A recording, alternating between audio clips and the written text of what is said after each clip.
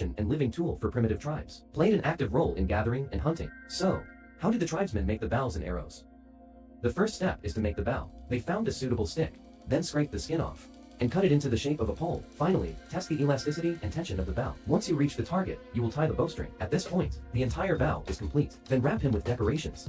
Enhance his beauty. The second step is to make arrows. The process of making arrows. It is much more complicated than making the body. Soften the arrow shafts over charcoal, then make fine adjustments to the curved areas. Make sure the entire shaft is perfectly straight. Then it is time to make and install the feathers. They first carved a groove into the end of the arrow shaft, and carefully modified. Then on the soles of your shoes, trimmed black thin feathers. This is the prototype of the arrow feather. Trimming arrow feathers is a time-consuming and labor-intensive task. Be patient. Most importantly, it is important to control the weight and uniformity of the arrow feathers. Because the arrow's trajectory in the air, it is determined by the arrow feathers. The accuracy of the shot depends on it. This tribal craftsman is very serious. After the 4 sword feathers are installed, he also gave Jinyu a set of charcoal burning method. Seal the cut feather surface. Guaranteed during flight. Don't let any airflow affecting flight trajectory. Next is to make the arrow. The primitive tribesmen are really very wise. It also inherits the traditional blacksmithing skills.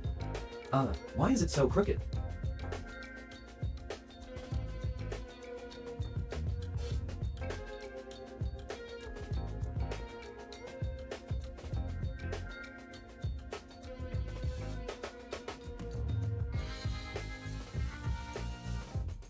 Soon, a sharp arrow was ready.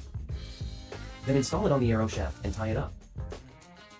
The last step is to make the poison sword. They found a tree called the Strychnus nux vomica. Planting trees is poisonous. The most poisonous thing is its milky white leaves. If you see blood, contact with human or animal wounds, poisoning will occur. In severe cases, it can cause cardiac paralysis in the victim, blood coagulation, vascular occlusion, eventually suffocated to death. After the prey is poisoned, generally, you will die if you persist for 20 minutes to 2 hours. Then the Bolo people just need to follow behind, since this venom is released through the blood, not absorbed through the stomach. Therefore, the prey hunted is edible. They put the prepared poison paste on the front of the swordsman. It's not the sharp tip of the sword, just to avoid hurting yourself.